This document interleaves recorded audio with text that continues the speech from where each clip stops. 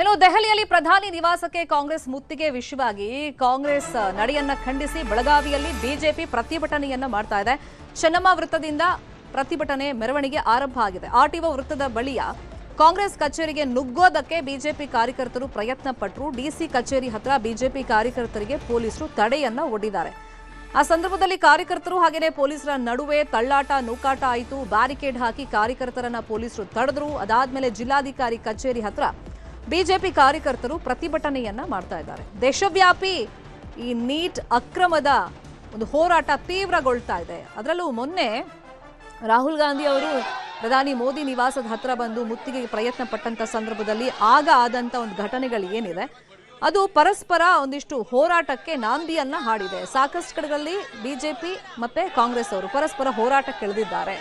ಬೆಳಗಾವಿಯಲ್ಲೂ ಇವತ್ತು ಕಾಂಗ್ರೆಸ್ ಕಚೇರಿಗೆ ಮುತ್ತಿಗೆಯನ್ನ ಹಾಕೋದಕ್ಕೆ ಬಿಜೆಪಿ ಅವರು ಬಂದ್ರು. ಆ ಸಂದರ್ಭದಲ್ಲಿ ಪೊಲೀಸರು ಅವರನ್ನ ತಡೆ ಹಿಡಿದ್ರು. ಅದಕ್ಕೆ ಕಾರ್ಯಕರ್ತರು ಪೊಲೀಸರ ಜೊತೆಯಲ್ಲಿ ವಾಗ್ವಾದವನ್ನ ಮಾಡಿದ್ದಾರೆ. ಆಮೇಲೆ ಡಿಸಿ ಕಚೇರಿ ಹತ್ರ ಹೋಗಿ ಪ್ರತಿಭಟನೆಯನ್ನ ಮಾಡ್ತಾ ಇದ್ದಾರೆ.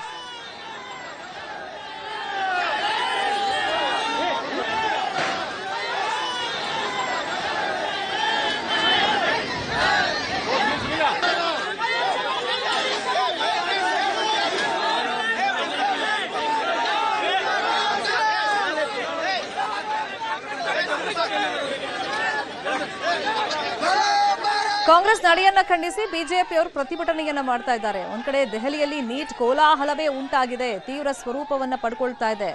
ನಾವು ಪ್ರತಿಭಟನೆಯನ್ನ ಯಾವುದೇ ಕಾರಣಕ್ಕೂ ಕೈ ಬಿಡಲ್ಲ, ಸಚಿವರು ರಾಜೀನಾಮೆ ಕೊಡಬೇಕು ಧರ್ಮೇಂದ್ರ ಪ್ರಧಾನ್ ಅವರು ಅಂತ ಹೇಳಿ ವಿದ್ಯಾರ್ಥಿಗಳು ಡಿಮ್ಯಾಂಡ್ ಅನ್ನ ಮುಂದಿಟ್ಟು ಹೋರಾಟವನ್ನ ತೀವ್ರಗೊಳಿಸಿದ್ದಾರೆ.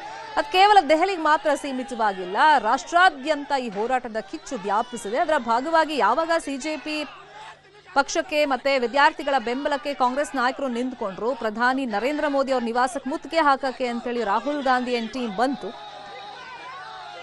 ಅದನ್ನ ಬಿಜೆಪಿ ತಡೆ ಹಿಡಿತು ಅಂತ ಹೇಳಿ ಪೊಲೀಸರ ಮುಖೇನ ಸಾಕಷ್ಟು ಆಕ್ರೋಶಗಳು ವ್ಯಕ್ತವಾಗಿತ್ತು. ಅದೇ ವಿಷಯವಾಗಿ ಪರಸ್ಪರ ಈಗ ಹೋರಾಟಗಳು ತೀವ್ರಗೊಳ್ತಾ ಇದೆ. ಬೆಳಗಾವಿಯಲ್ಲಿ ಕಾಂಗ್ರೆಸ್ ನಡೆಯನ್ನ ಖಂಡಿಸಿ ಬಿಜೆಪಿ ಕಾರ್ಯಕರ್ತರು ಪ್ರತಿಭಟನೆಯನ್ನ ಮಾಡ್ತಾ ಇದ್ದಾರೆ. ಕಾಂಗ್ರೆಸ್ ಕಚೇರಿಗೆ ಮುತ್ತಿಗೆ ಹಾಕೋ ಪ್ರಯತ್ನ ಪಟ್ಟರು, ಆದರೆ ಪೊಲೀಸರು ಅದನ್ನ ತಡೆ ಹಿಡಿದಿದ್ದಾರೆ. ಇನ್ನು ಕಲಬುರಗಿಯಲ್ಲೂ ಬಿಜೆಪಿಯಿಂದ ಭಾರಿ